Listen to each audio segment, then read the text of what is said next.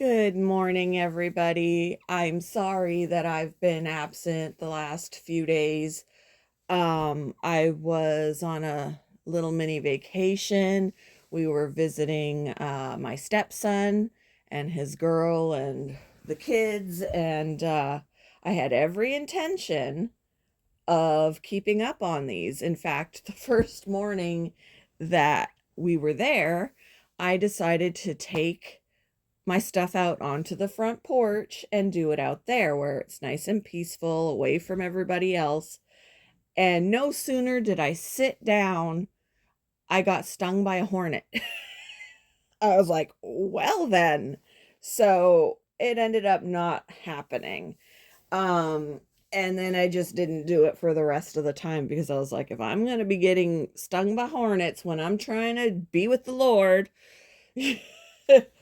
so I'm back, at least for now. I might try and just so that I don't skip any, because tomorrow we are leaving for Canada to be with my parents and sister for the week.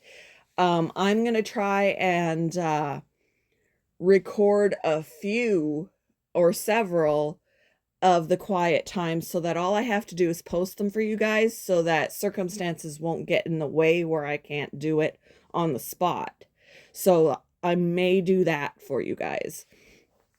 But anyway, today's devotion for July 17th is titled Loving Jesus Most. The Bible reading is from Deuteronomy chapter 15, verses 1 to 11.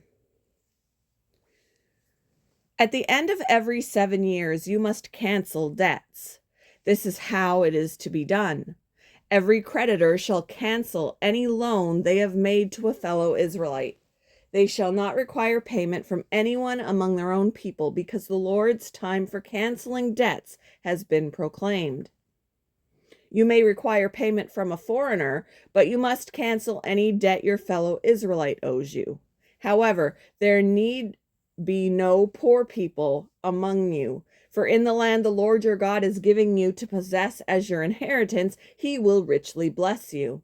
If only you fully obey the Lord your God and are careful to follow all these commands I am giving you today.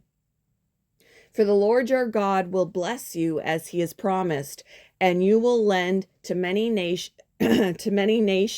but will borrow from none. You will rule over many nations, but none will rule over you. If anyone is poor among your fellow Israelites in any of the towns of the land the Lord your God is giving you, do not be hard-hearted or tight-fisted toward them. Rather, be open-handed and freely lend them whatever they need. Be careful not to harbor this wicked thought.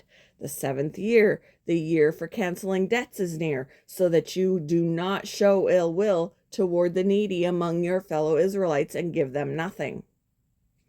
They may then appeal to the Lord against you, and you will be found guilty of sin.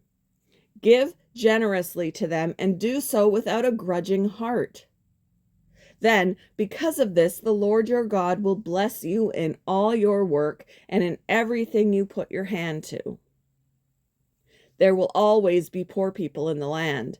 Therefore, I command you to be open-handed toward your fellow Israelites who are poor and needy in your land. The members asked why their church was buying a steeple. Was this the best use of God's resources? What about feeding the poor? The pastor replied that the funds came from donors and needed to be spent as they wished. Besides, he quoted Jesus, "You will always have the poor among you." The pastor quickly apologized for his flippant, out-of-context remark, which led me to wonder, what was Jesus's context? 6 days before his death, a woman anointed Jesus' feet with expensive perfume. The disciples were disgusted. Why wasn't this perfume sold to help the poor? Jesus replied by quoting Deuteronomy chapter 15, verse 11. You will always have the poor among you, but you will not always have me. Jesus often cited Deuteronomy, so he knew what was written a few sentences earlier. There need be no poor people among you, for in the land the Lord your God is giving you, he will richly bless you, if only you fully obey the Lord your God. Perhaps this was another reason for Jesus' rebuke. Poor people existed only because Israel hadn't obeyed God's instructions. Now, the poor were being used to distract from Jesus, the true Israelite who would fully obey to the end. We need not choose between Jesus and the poor. We love people best by loving him most, and loving him most inspires us to love others best. How do you help those less fortunate?